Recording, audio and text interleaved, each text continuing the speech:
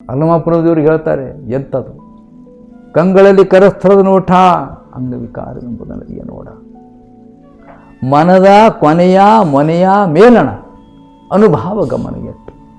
ಈ ಮನಸ್ಸು ಹೇಗಿದೆ ಅಂದರೆ ಪ್ರಭುದೇವ್ರದ್ದು ಅದು ಲಿಂಗದಲ್ಲಿ ವ್ಯರ್ಥ ಹೋಗಿದೆ, ಅನುಭವದಲ್ಲಿ ವ್ಯರ್ಥ ಹೋಗಿದೆ. ಅನುಭವ ಕೂಡ ಗಮನಗೆಟ್ಟಿದೆ. ಅಲ್ಲಿ ನಾನು ಹಿಂಗಾಗಿದ್ದೀನಿ, ಲಿಂಗವೇ ನಾನಾಗಿನಿ ಅಂತೂ ಇಲ್ಲ. ಮನ ಲಿಂಗದಲ್ಲಿ ಲೀನವಾಗಿದೆ. ಲೀನವಾದ ಮನ ನನ್ನ ಆಗಿನಿ ಅನ್ನುವಂಥ ಭಾವ ಕೂಡ ಅಲ್ಲಿ ಇಲ್ಲ. ಆಗೀನಿ ಅನ್ನೋ ಪ್ರಜ್ಞೆ ಇದ್ರೂ ಕೂಡ ಆಗಿಲ್ಲ ಅಂತ ಅದರ ಅರ್ಥ. ಏನೋ ಸತ್ತೇನ್ರಿ, ನಮ್ಮ ಬಳಗಕ್ಕೆಲ್ಲ ಹೇಳ್ರಿ, ಹಿಂಗೆ ಮಾಡಿರಿ ಹಂಗೆ ಮಾಡಿರಿ ಅಂದ್ರೆ ಸತ್ತೇನಂತ ಅದರ ಅರ್ಥ. ಆಗ ನಾನು ಆಗಿನಿ ಅನ್ನೋದಿಲ್ಲ. ಅಲ್ಲಿ ಮನದ ಕೊನೆಯ ಮೊನೆಯ ಮೇಲಣ ಅನುಭಾವ ಗಮನಗೆಟ್ಟು ಭಾವ ನಿರ್ಭಾವವಾಗಿರ್ಬೋದನ್ನು ಅರಿಯ ನೋಡ. ಅದು ಪ್ರಭುದೇವರು ಅದನ್ನು ಮೀರಿದರು. ಭಾವ ಇಲ್ಲ, ನಿರ್ಭಾವ ಇಲ್ಲ, ಎಲ್ಲ ಬಯಲು. ನೋಡಿ ಎಂಥ ಯೋಗದ ನಿಲುವಿದು.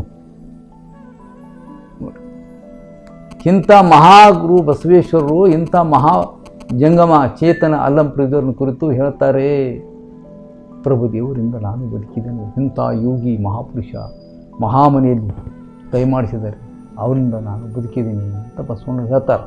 ಪ್ರಸಾದಿ ಸ್ಥಳದಲ್ಲಿದ್ದಂಥ ನಿಲುವು ಹೇಗಿರ್ತದೆ ಅಂದರೆ, ನಾನು ಅನ್ನೋದು ಇರೋದಿಲ್ಲ ಅಲ್ಲಿ. ಎಲ್ಲವೂ ನೀವೇ ಸತ್ಯ ಶರಣರು ನೀವೇ ದೊಡ್ಡವರು ಅಂತಾರೆ, ಇವ್ರಿಗೆ ನೀವೇ ದೊಡ್ಡವರು ಅಂತಾರೆ. ಈಗೇನಿದೆ ಇಲ್ಲ, ಹಾಗಿಲ್ಲ.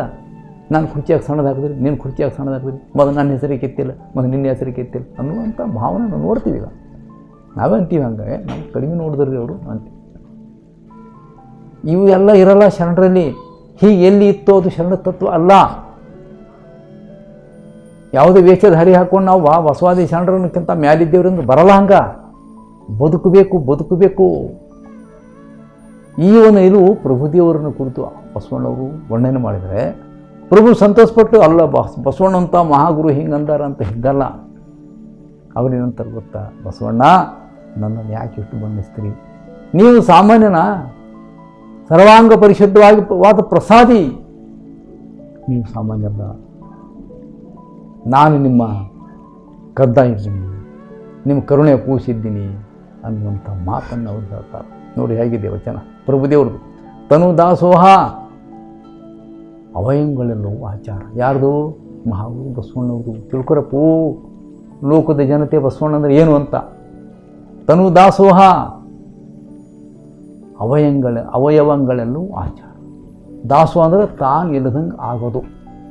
ತಾನು ಅನ್ನೋದು ಇಲ್ಲ, ನಾನು ಅನ್ನೋದು ಇಲ್ಲ, ನನ್ನದು ಅನ್ನೋದು ಇಲ್ಲ. ಈ ನಿಲುವಿಗೆ ದಾಸೋಹ ಅಂತಾರೆ. ಊಟ ಹಾಕದೆ ದಾಸೋಹ ಅಲ್ಲ, ಅದು ಇದರ ಒಂದು. ನಂದು ಅಲ್ಲ ಅಂದರೆ ಏಡಿ ಮಾಡಬೇಕಪ್ಪ ಇಲ್ಲದವರಿಗೆ ಅನ್ನೋದು ಒಂದು ಮಾತು. ಜಂಗಮ ಸ್ವರೂಪಿ ಅಂದರೆ ಶಿವಸ್ವರೂಪಿಯಾಗಿರುವಂಥ ಚೇತನಗಳಿಗೆ, ಹಸಿದ ಹೊಟ್ಟೆಗಳಿಗೆ ಎಡೆ ಮಾಡಬೇಕು ಅನ್ನೋದೊಂದು. ಮಾಡ್ತಾ ಇದ್ದೀನಿ ಅನ್ನೋದು ಇರಬಾರ್ದಲ್ಲಿ. ಹೀಗಿದೆ ಅವ್ರದ್ದು ನಿಲುವು ದಾಸೋಹದ್ದು. ಇಂಥ ಮಾತ್ರ ಏನು ನಿಲುವು ನಮ್ಮ ಶರಣರು. ತನು ದಾಸೋಹ, ಬಸವಣ್ಣವ್ರ ತನು ಏನಾಗಿದೆ? ದಾಸೋಹ ಆಗಿದೆ. ಯಾಕೆ? ತನುವೇ ತಾನನ್ನೋ ಭಾವ ಅಲ್ಲಿ ಇಲ್ಲ. ತನು ಕ್ರಿಯಾಲಿಂಗಕ್ಕೆ, ಇಷ್ಟಲಿಂಗಕ್ಕೆ ಸಮರ್ಪಣವಾಗಿದೆ. ಅವಯವಗಳೆಲ್ಲವೂ ಆಚಾರ. ಅದರಂಥ ಆಚಾರ ನಾನಿಲ್ಲ ಅನ್ನುವಂಥ ಆಚಾರಕ್ಕೆ ಎಲ್ಲ ಅವಯವಗಳೆಲ್ಲವೂ ಸಮರ್ಪಣವಾಗಿದ್ದಾವೆ. ನಮ್ಮ ಅವಯವಗಳು ಅಂದರೆ ನಮ್ಮ ಕಣ್ಣು, ನಮ್ಮ ನಾಲಿಗೆ, ನಮ್ಮ ಕಿವಿ, ನಮ್ಮ ಅಂಗಗಳೇನದವಲ್ಲ, ಇವು ಮಹಾಗುರು ಬಸವೇಶ್ವರರು ಎಲ್ಲವೂ ಕೂಡ ಲಿಂಗಮಯ ಆಗಿದ್ದು. ಅವರಿಗೆ ಇವೆಲ್ಲವೂ ಆಚಾರ ಆಗಿದ್ದು, ಆಚಾರಲಿಂಗ ಸ್ವರೂಪ ಆಗಿದ್ದು ರೀ. ಯಾವ ದುರಾಚಾರ ಮಾಡ್ತಿದ್ದಿಲ್ಲ, ಯಾವ ಕಣ್ಣು ತಪ್ಪಿ ನೋಡ್ತಿದ್ದಿಲ್ಲ, ಅವ್ರ ಕಣ್ಣು ತಪ್ಪಿ ಮಾತಾಡ್ತಿದ್ದಿಲ್ಲ, ತಪ್ಪಿ ಶಬ್ದ ಕೇಳ್ತಿದ್ದಿಲ್ಲ, ತಪ್ಪು ದಾರಿಯಲ್ಲಿ ಕಾಲು ನಡೀತಿದ್ದಿಲ್ಲ, ತಪ್ಪು ಕ್ರಿಯೆ ಕೈ ಮಾಡ್ತಿದ್ದಿಲ್ಲ. ನಮ್ಮ ಅಂಗದ ಎಲ್ಲ ಅವಯವಗಳು ಕೂಡ ಆಚಾರಲಿಂಗ ಸ್ವರೂಪವಾಗಿದ್ದು. ಯಾಕೆ? ತನುವೇ ಲಿಂಗ ಆದ ನಂತರ ಅದಕ್ಕೆ ಅಂಟಿಕೊಂಡಿರುವಂಥ ಅವಯವಗಳೆಲ್ಲವೂ ಲಿಂಗ, ಅಂಗ, ಲಿಂಗಾಂಗದಿಂದ ಮಾಡುವಂಥ ಕ್ರಿಯೆಗಳೆಲ್ಲವೂ ಲಿಂಗ ಕ್ರಿಯೆಗಳು. ಅವಕ್ಕೆ ಆಚಾರ ಸ್ವರೂಪದ ಲಿಂಗಾರ್ಚನೆ ಆಗ್ತಿದ್ವು. ಲಿಂಗಾರ್ಚನೆ ಅಂದರೆ ಗಂಟೆ ಹೊಡ್ಕೋತ ಕುಂಕುಮ, ಊದುಬತ್ತಿ, ಅದು ಇದು ಹೂವು, ಪತ್ರಿ, ಒಟ್ಟಿ, ಮಂತ್ರ ಓದೋದಲ್ರಿಪ್ಪ. ಅದು ಒಂದು ಮನಸ್ಸಿಗೆ ಸಮಾಧಾನಕ್ಕಷ್ಟೇ. ಸಹಜ ಪೂಜೆ ನಡಿಬೇಕು. ಸಹಜ ಪೂಜೆ ಇಂದ್ರಿಯಾದಿಗಳ ಮೂಲಕ ನಾವು ಮಾಡುವ ಚಟುವಟಿಕೆಗಳೆಲ್ಲವೂ ಕ್ರಿಯಾತ್ಮಕವಾಗಿ ನಡೀತು ಅಂದರೆ, ಸತ್ಪಥದಲ್ಲಿ ನಡೆದರೆ, ಅರಿವಿನ ಚೇತನದ ಮೂಲಕ ನಮ್ಮ ಇಂದ್ರಿಯಗಳು ಅವಯವಗಳು ನಡೆದರೆ ಅದು ಸಹಜವಾದ ಲಿಂಗಾರ್ಚನೆ, ಸಹಜವಾದ ಪೂಜೆ. ಅದಕ್ಕೆ ಆಚಾರ ಅಂತಾರೆ. ತನು ದಾಸೋಹ, ಅವಯವಗಳೆಲ್ಲವೂ ಆಚಾರ. ಇದು ಬಸವಣ್ಣವರು ನಿರ್ವರ್ಣನೆ ಮಾಡ್ತಾರೆ. ಮನ ಪ್ರಾಣ ಪವನವೆಂಬುವೆಲ್ಲವೂ ಅರುಹಿನ ಮೂರ್ತಿ ನೋಡ. ಇನ್ನು ಒಳಗಿದ್ದು ಹೊರಗಿನ ತನು ಆಯಿತು, ಅವಯವಗಳು ಇಂದ್ರಿಯಾದಿಗಳಾದವು, ಕರ್ಣೇಂದ್ರಿಯಗಳಾದವು. ಇನ್ನು ಒಳಗಿರತಕ್ಕಂಥ ಮನ, ಪವನ, ಗಾಳಿ, ಪ್ರಾಣ ಇವೆಲ್ಲ ಏನಾದವು? ಇವೆಲ್ಲ ಅರಿವಿನ ಮೂರ್ತಿ ಆದವು. ಬರೀ ಮನಸ್ಸಾಗಿರಲಿಲ್ಲ ಬಸವಣ್ಣವ್ರ ಮನಸ್ಸು. ಬಸವಣ್ಣಗೆ ಮನಸ್ಸೇ ಇದ್ದಿಲ್ಲ. ಅದು ಮನ ಘನ ಆಗಿತ್ತು, ಮನ ಅರಿವಾಗಿತ್ತು. ಮನ ಮಹಾಲಿಂಗದಲ್ಲಿ ಅರ್ಪಿತವಾಗಿ ಮಹಾಲಿಂಗವೇ ಆಗಿತ್ತು. ಅದು ಹೇಳ್ತಾರೆ ಪ್ರಭುದೇವರು, ಮನ ಪವನ ಪ್ರಾಣವೆಂಬವೆಲ್ಲವೂ ಅರುಹಿನ ಮೂರ್ತಿ ನೋಡ. ಏನು ಬಸವಣ್ಣವ್ರ ನಿಲುವರಿ ಇದು? ಅರುಹಿನ ಮೂರ್ತಿ.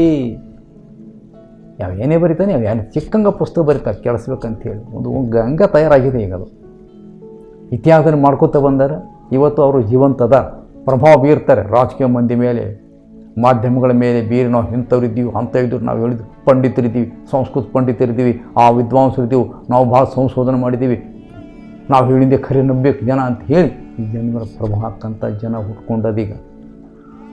ಅಲ್ಲಮ ಪ್ರಭುದು ಹೇಳುವಂಥ ಬಸವ ಗುರುವಿನ ನಿಲುವು ಎಂಥದ್ದು ನೋಡಿ ಹೇಗಿದೆ. ಮನ ಪವನ ಪ್ರಾಣ ಎಂಬುವೆಲ್ಲವೂ ಅರುಹಿನ ಮೂರ್ತಿ ನೋಡ. ಎಲ್ಲವೂ ಅರಿವಾಗಿದೆ, ಅರಿವಿನ ಮೂರ್ತಿಯಾಗಿದೆ, ಲಿಂಗಮಯವಾಗಿದೆ. ಒಳಹು ಹೊರಗು ಎಂಬ ಈ ಒಳಹೊರಗೆಂಬ ಭೇದವನ್ನು ಅರಿಯದ ಸತ್ಯ ಸದಾಚಾರಿ ನೀನು ಬಸವಣ್ಣ. ನೀವು ಹೆಂಗೆ ಬಸವಣ್ಣ? ಒಳಗಿಲ್ಲ ಹೊರಗಿಲ್ಲ, ಸ್ಫಟಿಕದ ಸಲಾಕೆಯಂತೆ. ಒಳಗಿಲ್ಲ ಹೊರಗಿಲ್ಲ, ಒಳ ಹೊರಗು ಒಂದಾಗಿದೆ. ಒಳಗೂ ಹೊರಗೂ ಒಂದಾಗ್ಬೇಕ್ರಿ. ಒಳಗೇನು ಹೇಳ್ತೇವೆ, ಮನುಷ್ಯನ ಏನಿರ್ತದೋ ಅದನ್ನು ಕ್ರಿಯೆಯಲ್ಲಿ ತರಬೇಕು. ಅದೇ ಒಳ ಹೊರಗು ಒಂದಾಗೋದು. ಆವಾಗ ತನು ಮನ ಎರಡೂ ಅಳದು ಹೋಗ್ತಾವೆ. ಬೈರ್ಖಾಯ ಅದಕ್ಕೆ ಅಂತಾರೆ. ಒಳಗೂ ಹೊರಗೂ ಎರಡೂ ಇಲ್ಲ ಮಹಾಗುರು ಬಸವಣ್ಣವರಿಗೆ. ಒಳ ಹೊರಗೆ ಎಂಬುದನ್ನು ಅರಿಯದ ಸತ್ಯ ಸದಾಚಾರಿ ನೀನು, ನಿನ್ನಳವಲ್ಲ ಅರಿಯನು ನಾನೇ ತರವನಯ್ಯ. ಏನು ಪ್ರಭುದೇವರಂತಾರಪ್ಪ ಇದು ನೋಡ್ರಪ್ಪೋ. ಪ್ರಭುದೇವರು ಎಂಥ ನಿಲುವಿತ್ತು ಬಸವಣ್ಣವ್ರ ಬಗ್ಗೆದಾಗ. ಅರ್ಥ ಮಾಡ್ಕೊಳ್ಬೇಕು ಜನ. ನಿನ್ನ ಅಳವನ್ನು ಅರಿಯರು ನಾನು ಏತರವ ಅಂತಾರೆ. ತನ್ನನ್ನು ಎಷ್ಟು ಸಣ್ಣವಾಗಿ ನೋಡ್ಕೋತಲ್ಲ ಮಹಾಭೈರ ಮೂರ್ತಿ ಅಲ್ಲಂ ಪ್ರಭುದೇವರು. ನಿನ್ನ ನಿಲುವನ್ನು ಅರ್ಥ ಮಾಡ್ಕೊಳ್ಳಿಕ್ಕೆ ಯಾರಿಗೂ ಸಾಧ್ಯ ಬಸವಣ್ಣವ್ರೆ? ನಾನು ಏತರವ, ನಾನು ಎಷ್ಟರ ನಿನ್ನ ನಿಲುವನ್ನು ಅರ್ಥ ಮಾಡ್ಕೊಳ್ಳೋಕ್ಕೆ ನೋಡಿ ಶಬ್ದ ಹೇಗಿದೆ ಅದು. ನಿನ್ನ ಅಳವನ್ನು ಅರಿಯಲು ನಾನು ಏತರವನಯ್ಯ. ಎನ್ನ ಕಾಯ ಏನಾಗಿದೆ? ನನ್ನ ಅಂತರಂಗದಲ್ಲಿ ಅರಿವಾದಳೇನು? ಎನ್ನ ಕಾಯದಲ್ಲಿ ಭಕ್ತಿ ಸಹಾಯತವಿಲ್ಲ ಬಸವಣ್ಣ. ನೋಡಿ ಹಂಗಲ್ಲ, ನನ್ನಲ್ಲಿ ಅಂತರಂಗದಲ್ಲಿ ಅರಿವಿದೆ, ಜ್ಞಾನ ಇದೆ. ಅದಕ್ಕೆ ಇವರಿಗೆ ಮಾರ್ಗದರ್ಶನ ಮಾಡ್ಕೊತ ಬರ್ತಕ್ಕಂಥ ಪ್ರಭುದೇವರು ಹೇಳ್ತಾರೆ. ಯಾಕೆ ಅವ್ರ ಮಹಾಜ್ಞಾನಿಗಳು. ಸಿದ್ದರಾಮೇಶ್ವರ ಕಲ್ಯಾಣದಿಂದ ಕರ್ಕೊಂಡು ಬಂದು ಮುಕ್ತಾಯಕನಿಗೆ ಮಾರ್ಗದರ್ಶನ ಮಾಡಿದ್ರು, ಗೊಗ್ಗಯ್ಯನಿಗೆ ಮಾರ್ಗದರ್ಶನ ಮಾಡಿದ್ರು. ಹಿಂಗೆ ಯಾತ್ರೆ ಮಾಡ್ಕೊತ ಹೊಂಟಾರೆ. ಗೊಗ್ಗಯ್ಯನಿಂದ ಮುಕ್ತಾಯಕ್ಕನಿಂದ ಸೋಲಾಪುರ ಸಿದ್ದರಾಮೇಶ್ವರಿಂದ ಜಾಗೃತಿ ಮಾಡ್ಕೋತ ಅವ್ರಿಗೆ ಕರ್ಕೊಂಡು ಬಂದಾರೆ. ಏನು ಅಂತರಂಗ ಅರಿವಾಗಿದೆ, ಏನೋ ಜ್ಞಾನ ಇದೆ.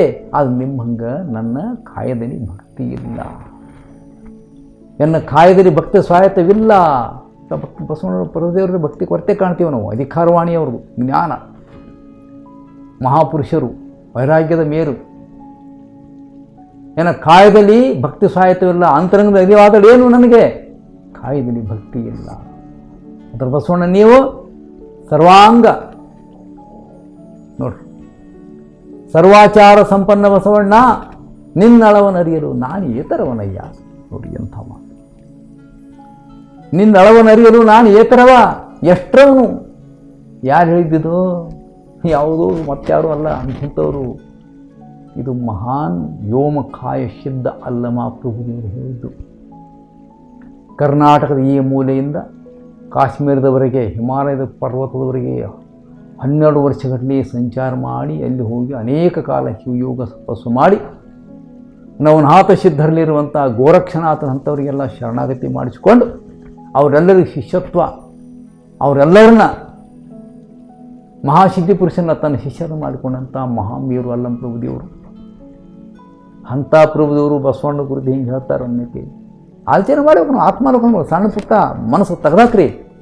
ಈ ಥರ ಮನಸ್ಸುಗಳು ಹೀಗೆ ಇದೆ, ನಿಮ್ಮನ್ನು ನಾವೇನು ಅನ್ಬೇಕೋ ಸಮಾಜ ಏನು ಅನ್ನಬೇಕೋ ಅದು ತಾನೇ ಕೊಡ್ತದೆ ಮುಂದೆ. ಅದಕ್ಕೆ ಹೇಳ್ತಾರೆ ಮಹಾಗುರು ಬಸವೇಶ್ವರನ ಕುರಿತು, ಸರ್ವಾಚಾರ ಸಂಪನ್ನ ನಿನ್ನಳವ ನದಿಯರು ನಾನು ಎತ್ತರವನಿಲ್ಲ, ನಿನ್ನ ನಿರುವುದಲ್ಲಿ ನಾನೆಷ್ಟೋ ಬಸವಣ್ಣ. ನೀವು ಸರ್ವಾಚಾರ ಸಂಪನ್ನ, ಒಳಗೆ ಅರಿವಿದೆ, ಹೊರಗೆ ಅದಂತೆ ಆಚಾರ ಇದೆ, ಒಳಗೆ ಶಕ್ತಿ ಇದೆ, ಹೊರಗೆ ಭಕ್ತಿ ಇದೆ. ಹೆಂಗದ ದೇಹ ಹೊತ್ತಿದ್ರು ಕೂಡ ಕಾಯ ಭಾವ ನಿಮಗಿಲ್ಲ, ದಾಸೋಹಿ. ನನಗೆ ಇನ್ನೂ ಅಳವಟ್ಟಿಲ್ಲ. ಗುಹೇಶ್ವರ ಸಾಕ್ಷಿಯಾಗಿ ಮುಂದಂತರಳು ಭಾಳ ಮಹತ್ವದ ಒಂದು ಸಂದೇಶ ಪ್ರಭುದೇವರು ಕೊಡ್ತಾರೆ. ಗುಹೇಶ್ವರ ಸಾಕ್ಷಿಯಾಗಿ ನಿಮ್ಮ ಮಹಾಮನೆಯ ಕಾವಲು ಬಂಟ ನಾನೆಂಬುದು ನಿಮ್ಮ ಶರಣರಿ ಬಲ್ಲರು ಕಣ ಸಂಗಡ ಬಸವಣ್ಣ. ನಾನು ನಿಮ್ಮ ಮಹಾಮನೆಯ ಕಾವಲು ಬಂಟ. ನೋಡ್ರಿ ಮಹಾಮನೆ ಘನತೆ ಹೇಗಿದೆ, ಮುಚ್ಚಾಕ್ತಿರಲ್ಲಪ್ಪ ಪುಣ್ಯಾತ್ಮರೇ. ಬಸವ ಮಹಾಮನೆ ಮುಚ್ಚಾಕ್ತಾ ಇದ್ದೀರಾ ನೀವು. ಇತಿಹಾಸದಲ್ಲಿ 500 ವರ್ಷದಿಂದ ಚಲಾವಣೆಯಲ್ಲಿ ವಚನ ಸಾಹಿತ್ಯ ಬಂದರೂ ಕೂಡ ಮಹಾಮನೆಯನ್ನು ಕಂಡುಹಿಡಿಯೋಕ್ಕಾಗಲಿಲ್ಲ. ಅದಕ್ಕೆ ಹೈಲೈಟ್ ಮಾಡೋಕ್ಕಾಗ ಮತ್ತು ಪೀಠ ಕಾಟ ಅದ್ರಾಗ ಹೋದ್ರಿ ನೀವೆಲ್ಲ ಹಾಳಾಗಿ. ಮಹಾಗುರು ಬಸವಣ್ಣ ಕೊಟ್ಟಂಥ ಮಹಾಮನೆ ಎಲ್ಲಿ ಹೋತು? ಪ್ರಭುದೇವರು ಮಹಾಮನೆಯ ಕಾವಲು ಬಂಟ ಆಗಕ್ಕಂತ ಆತ್ಮಾವಲೋಕನ ಮಾಡ್ಕೊಳ್ಳಿ. ಅಲ್ಲಮ್ಮ ಪ್ರಭುದೇವರು ಬಸವಣ್ಣವರ ಮಹಾಮನೆಯ ಕಾವಲು ಬಂಟ ನಾನು ಅಂತ ಹೇಳ್ತಕ್ಕಂಥ ಆ ಮಹಾಮನೆಯ ಘನತೆ ಎಂಥದಿರಬೇಕದು.